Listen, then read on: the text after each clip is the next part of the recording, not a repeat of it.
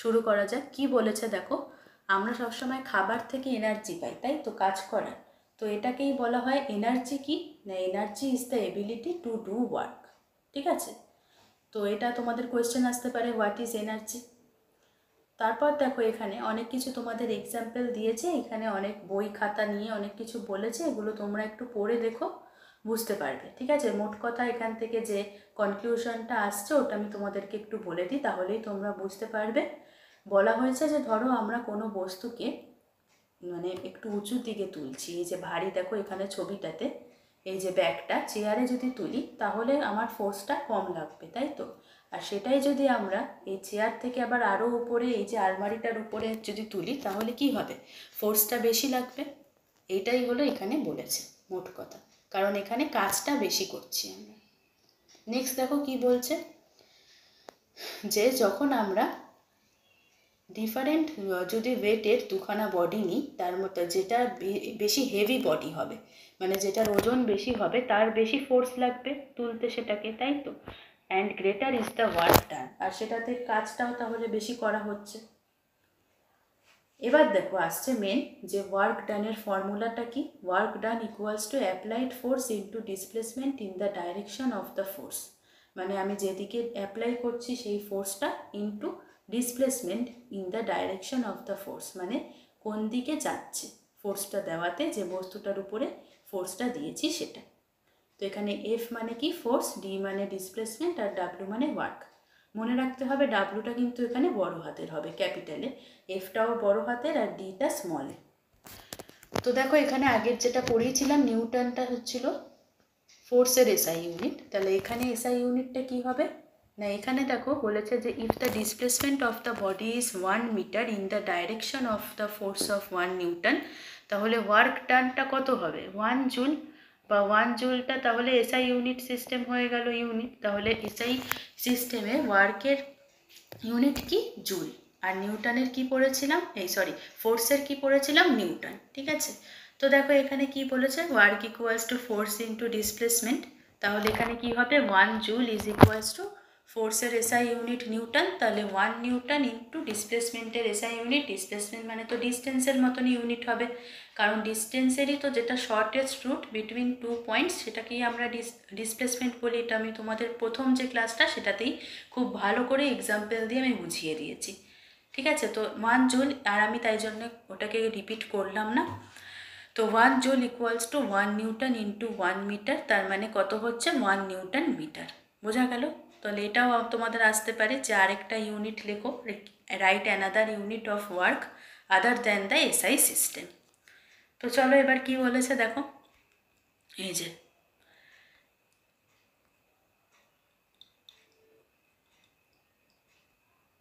এই যে বন্ধু দুটোই আছে, একটা টেবিলের থেকে আরেকটা উপরেরটাতে ছড়াচ্ছে, ওই একই লিখেছে। ঠিক আছে, এটা তো আশা করি তোমরা পড়েই বুঝতে পারবে। এবার আমি আসছি হচ্ছে, if the shape or volume of a body is changed by application of any external force without displacing the body, মানে দেখো এখানে যে এক্সাম্পলটা দেওয়া রয়েছে, এই পাশে যে স্প্রিংটা আছে এটা দেখে আশা করি তোমরা বুঝতে পারছো যে কি বলেছে। দেখো এটাকে যদি আমি টানি, এই স্প্রিংটাকে, তাহলে কি করছে, এটা কি নড়ছে, স্প্রিংটা নিজে নড়ছে, ওটাকে নাড়াচ্ছি না, কিন্তু আমি ফোর্স দিচ্ছি এক্সটার্নাল, তাই তো, যাতে কি না ওর শেপ আর ভলিউমটা চেঞ্জ হয়। তাহলে সেখানেও দেখো work is done by that force, তাই তো। এবার দেখো বলেছে,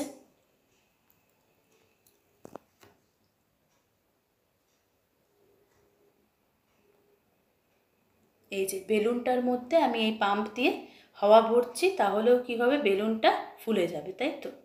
এখানেও ডিসপ্লেসমেন্টটা নেই স্মল, বাট কালেকটিভলি কী করেছে, চেঞ্জ করেছে in the volume of the balloon.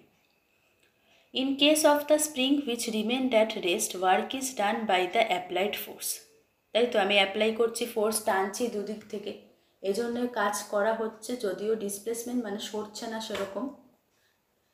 That force made a change in the shape of spring and did some work. এবার দেখো আমরা যখন বসি না, ঠিক আছে, এই যে কি বলেছে, যখন আমরা নিঃশ্বাস নিই, আমাদের এই যে দেখো চেস্টের ভেতরে এরকম একটা কেজ রয়েছে, খাঁচা রয়েছে, যেটাকে কি বলে রিব কেজ। এটা কি দিয়ে তৈরি বোনস আর মাসেলস দিয়ে তৈরি, তার ভেতরে আমাদের লাংস ফুসফুস রয়েছে।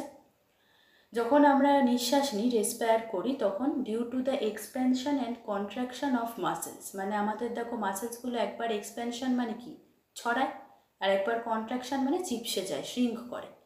তো লাংসও এরকমভাবে ছড়ায়, একবার যখন আমরা নিঃশ্বাস নিই এক্সপ্যান্ড হয়, আর যখন নিঃশ্বাস ছাড়ি তখন কন্ট্রাক্ট হয়। তাই জন্যে লাংসের শেপ আর ভলিউম চেঞ্জ হচ্ছে। তাহলে দেখো আমাদের এখানে কাজ তো করছে আমাদের মাসেলসগুলো, by the force applied by the muscles work is ডান।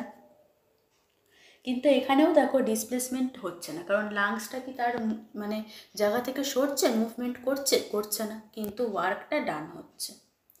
তো দেখো কি বলেছে, যদি আমরা কেয়ারফুলি লক্ষ্য করি, নোটিস করব কি force applied by the muscles ultimately acts on the air inside the lungs. তাই জন্যে air comes out of the body or goes into the body. Work is done by this way, we do not feel anything. কেন এগুলো সব আননোটিসড হয়ে যায়, মানে আমরা তো এগুলো দেখো, আমরা তো সবসময় এগুলো খেয়াল করে চলি না যে কীরমভাবে নিঃশ্বাস নিচ্ছি ছাড়ছি। এগুলো যখন আমরা মেডিটেশন করি তখন আমাদের খুব নিঃশ্বাস প্রশ্বাসের উপর লক্ষ্য করে করতে হয়। তাছাড়া তো সারাদিনের আমাদের ডেলি যে মানে কাজকর্মে তখন কি আমরা আর অত লক্ষ্য করে নিঃশ্বাস ছাড়িনি, তো এগুলো ওরকমভাবে বোঝা যায় না, কিন্তু আমাদের এই ব্রিদিং প্রসেসটা সবসময় চলতেই থাকে, তাই তো।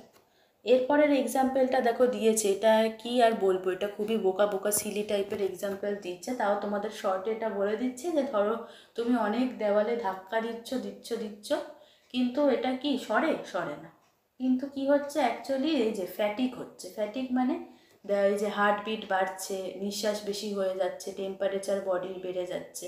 তার মানে কি আমাদের বডি এনার্জি ক্ষয় হচ্ছে যখন আমরা এই কাজটা করছি, কি না দেওয়ালে যখন প্রেস করছি জোরে। কিন্তু এটাকে বলা হচ্ছে কাজ করা হচ্ছে, কেন না যদিও আমরা দেখতে পাচ্ছি না, তাও এত মাইনিউট একটা চেঞ্জ হয় দেওয়ালে, ঠিক আছে। এই যে দেখো বলেছে change on the wall is so minute, যে আমরা সেটাকে ফেল করি নোটিস করতে, ঠিক আছে। এই জন্য ওই যে চক ডাস্ট দিয়ে প্রুফ করেছে যে সত্যিকারের ডিসপ্লেসমেন্ট নাকি একটু হয়েছে। এটা অতটাও ইম্পর্টেন্ট না তোমাদের, তাও একটু বলে দিলাম আমি, ঠিক আছে। তো এইভাবে এই চ্যাপ্টারটা রয়েছে। এই যে আর কি বলেছে দেখো এখানে শেষ দিকেটাতে, যে আমাদের এনার্জি এক্সেসিভ দরকার হয় যখন আমরা কোনো এনার্জির কোনো কাজ করি।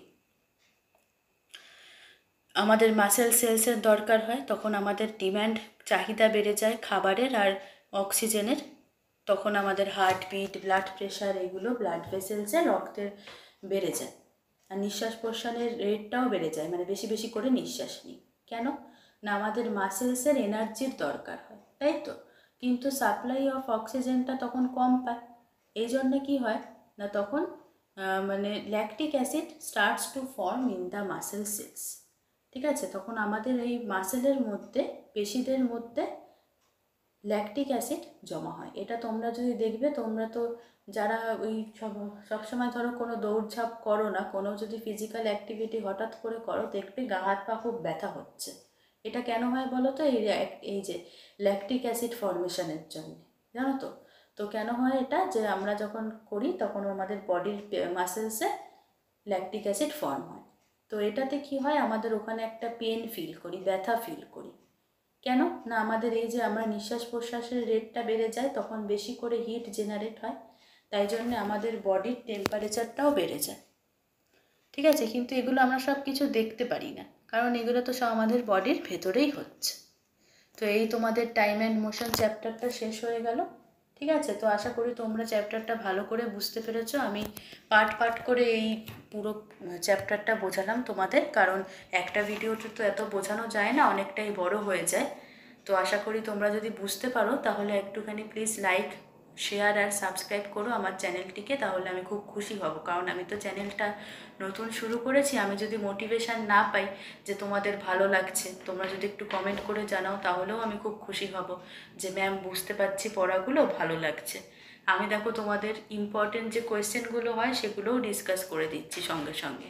আর এরপর যদি আমি পারি তাহলে পুরো চ্যাপ্টারটার থেকে কী কী কোয়েশ্চেন হয় সেটাও আমি তোমাদের শর্টসে আপলোড করে দেবো এই চ্যাপ্টার থেকে, ঠিক আছে, যাতে তোমাদের কোনো রকমই অসুবিধা না হয় পরীক্ষার সময়, আর তোমরা খুব ভালো করে পরীক্ষা দিতে পারো, ঠিক আছে। তো এইটুকুই আজকের দিনের মতন, টাটা, সবাই ভালো থেকো আর ভালো করে মন দিয়ে পড়ো। আর কোনো অসুবিধা হলে আমাকে অবশ্যই কমেন্ট করে জানিও।